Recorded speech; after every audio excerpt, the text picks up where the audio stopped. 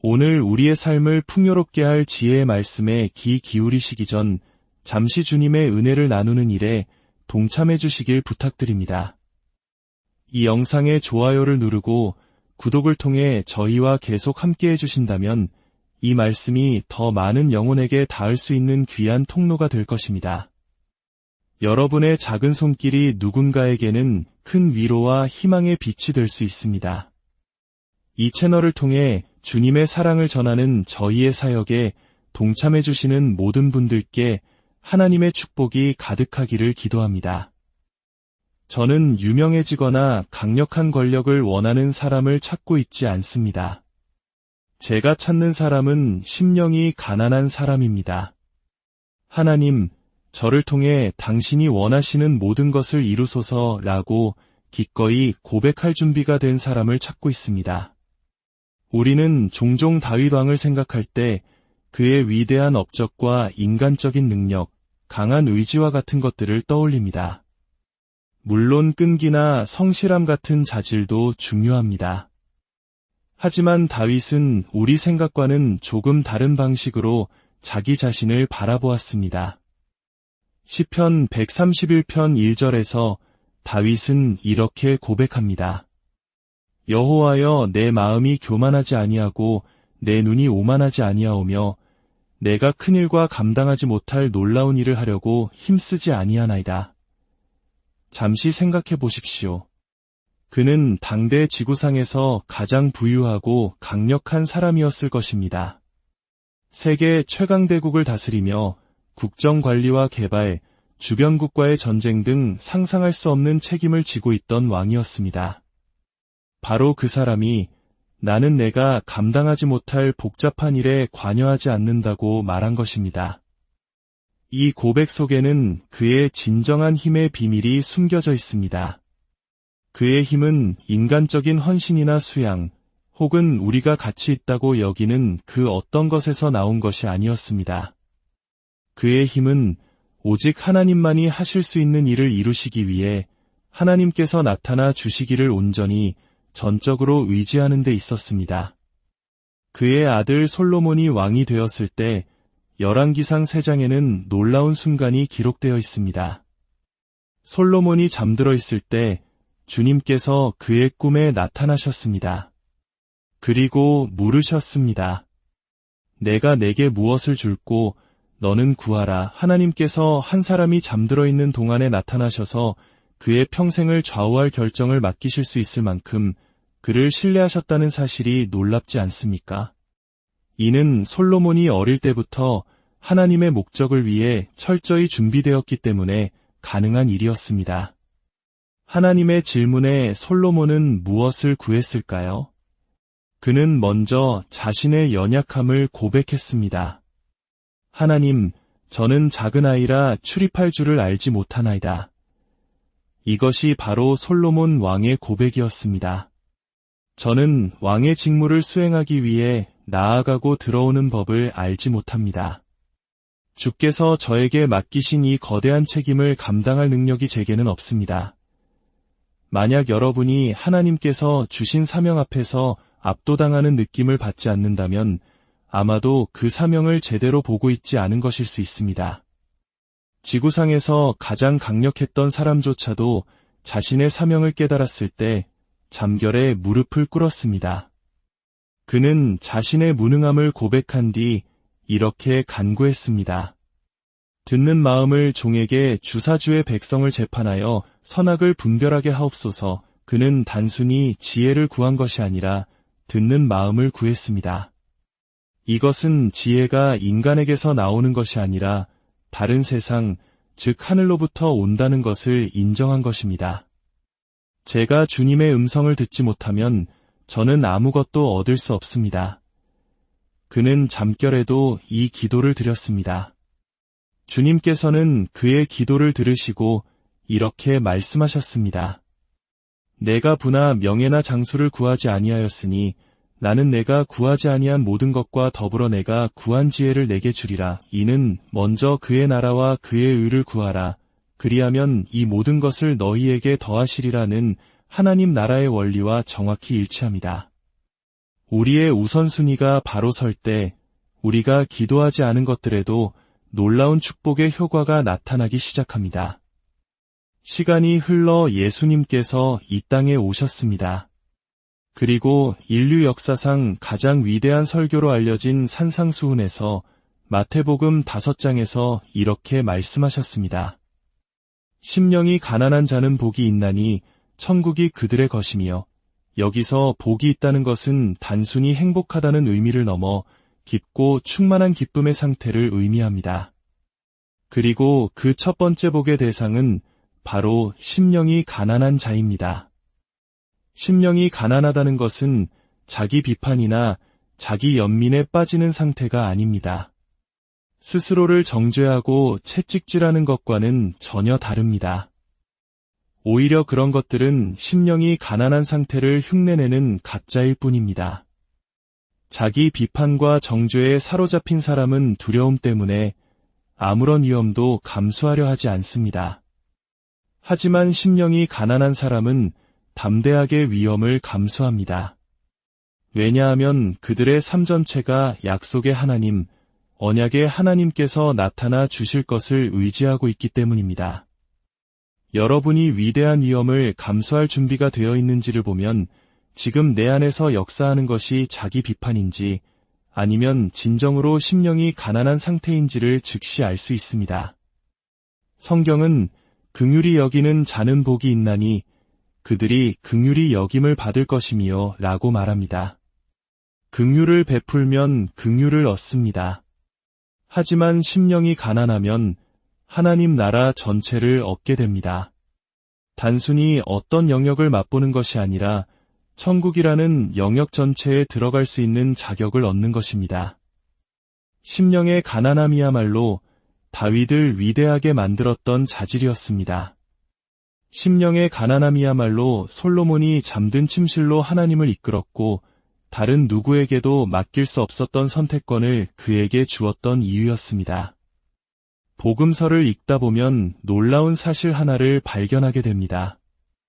바로 율법과 성경에 대해 아주 잘 훈련받은 학자들과 종교 지도자들이 예수님을 전혀 알아보지 못했다는 점입니다. 그들은 메시아가 언제 어떻게 오실지에 대해 박식했지만 바로 눈앞에 서 계신 그분을 완전히 놓치고 말았습니다.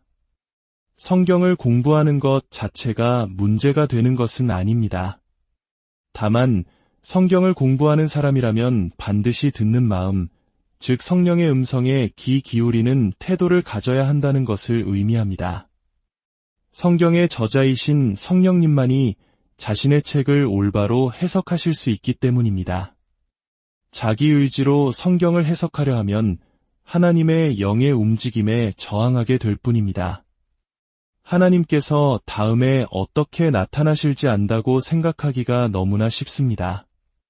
바로 그 이유 때문에 서기관들과 바리새인들, 사두개인들은 성경에 정통했음에도 불구하고 예수님께서 나타나셨을 때 그분을 알아보지 못했습니다. 이상하게도 당시 사회에서 죄인으로 낙인 찍혔던 세리와 창기들은 그분이 누구신지 정확히 알았습니다. 세리장이었던 삭개오는 예수님을 더 잘 보기 위해 나무 위로 올라갔습니다. 신약 성경에 나오는 소위 나쁜 사람들의 목록을 살펴보면 그들 모두가 예수님이 누구신지 알아보았다는 것을 알 수 있습니다. 왜 그랬을까요? 조금 이상하게 들릴 수도 있겠지만 죄의 얽매인 상태는 역설적으로 필요에 대한 인식을 만들어내기 때문입니다. 자신의 영적 필요와 갈급함을 절실히 느끼게 만드는 것입니다. 반면에 성경 지식으로 잘 훈련된 사람들은 오히려 자신의 필요를 깨닫지 못하도록 스스로를 고립시키는 경향이 있습니다. 하나님께서 무언가 새로운 일을 행하실 때 그것을 인식할 수 있는 위치에 서게 하는 것은 바로 이 필요에 대한 인식, 즉 심령의 가난함입니다. 저는 과거에 하나님의 부흥이 임했을 때 열정적으로 반응하리라 기대했던 많은 사람들이 오히려 뒷문으로 서둘러 빠져나가는 것을 보았습니다. 그들의 이성으로는 도저히 이해할 수 없었기 때문입니다. 반면에 성령의 역사에 전혀 반응하지 않을 것이라고 생각했던 사람들이 모든 것을 내려놓고 엎드리는 것을 보았습니다. 마약 중독자들, 결혼 생활에 막다른 길에 선 사람들, 전쟁의 상처나 수많은 이유로 삶이 부서진 사람들.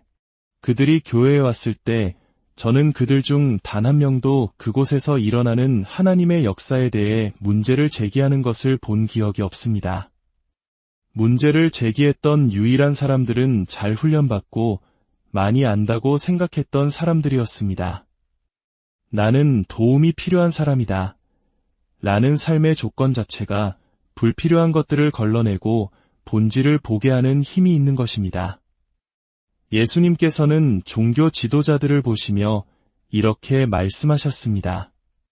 건강한 자에게는 의사가 쓸데없고 병든 자에게라야 쓸데있느니라. 그 당시 지구상에서 영적으로 가장 병든 사람들은 누구였을까요? 바로 예수님께서 대화하고 계셨던 그들이었습니다. 하지만 그들은 자신의 병을 인식하지 못했기 때문에 예수님께서 가져오신 치유의 가치를 알아볼 수 없었습니다. 저는 역사를 압니다. 그리고 역사를 돌아보면 이전에 부흥의 물결을 경험했던 사람들은 다음 물결의 선두에 서는 경우가 드뭅니다. 심지어 다음 물결을 전혀 경험하지 못하는 경우도 많습니다. 왜 그럴까요?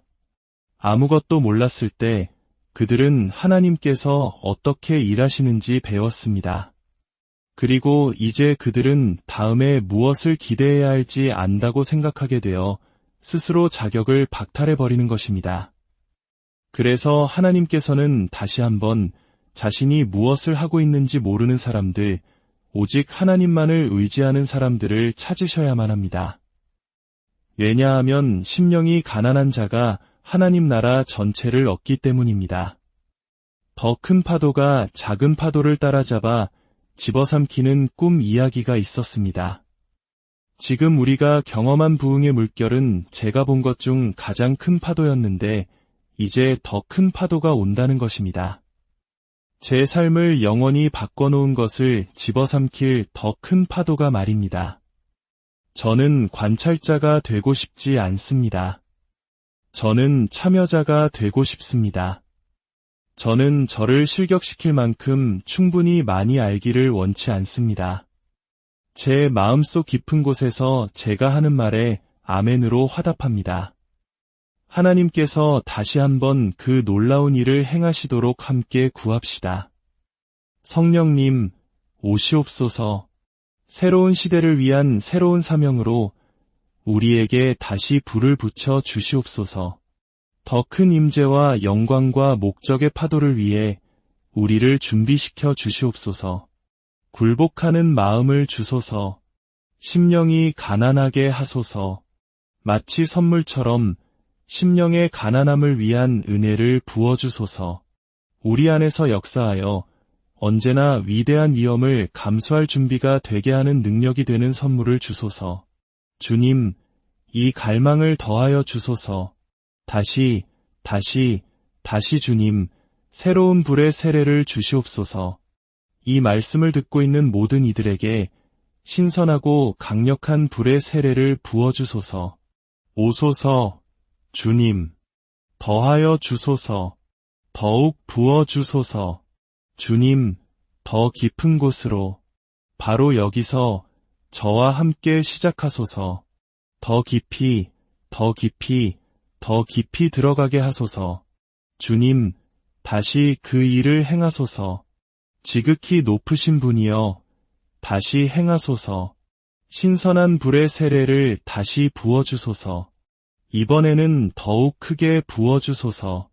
더 큰 파도가 작은 파도를 집어삼키게 하소서. 하나님, 우리는 그것에 대해 읽거나 듣기만 하는 것을 원치 않습니다. 노래만 부르기를 원치 않습니다.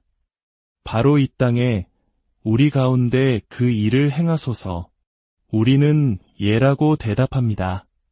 하나님, 우리는 예라고 말합니다. 주님의 뜻에 예라고 고백합니다. 살아계신 하나님의 영이여, 우리 위에 새롭게 임하소서. 우리를 녹이시고 빚으시고 채우시고 사용하소서. 살아계신 하나님의 영이여 우리에게 임하소서. 때로 저는 기도하기 위해 잠에서 깨어나지만 기도하다가 잠에서 깨어나는 시즌이 있었습니다. 그 둘 사이에는 분명한 차이가 있습니다. 목적에 사로잡힐 때 주님은 우리가 잠결에 내리는 결정까지도 신뢰하십니다. 그리고 우리는 잠자는 동안에도 우리의 운명에 기여하는 일들을 하고 있는 자신을 발견하게 됩니다. 주 하나님, 지금 이 시간 이 자리에 있는 모든 이들의 마음과 생각과 영혼을 사로잡아 주시옵소서. 온라인으로 시청하는 모든 이들, 이 팟캐스트를 듣는 모든 이들에게도 동일한 은혜를 구합니다. 위대한 방문을 위대하고 강력한 성령의 부어주심을 간구합니다. 하나님, 더 큰 파도가 작은 파도를 집어삼키게 하소서. 주님을 향한 무모할 정도의 순종으로 우리는 외칩니다. 오시옵소서, 예수님. 그리고 부디 우리가 그 일부가 되게 하소서. 이 말씀을 듣는 모든 분들의 삶과 가정 위에 심령이 가난한 자를 찾으시는 주님의 은혜와 평강이 넘치기를 간절히 기도합니다.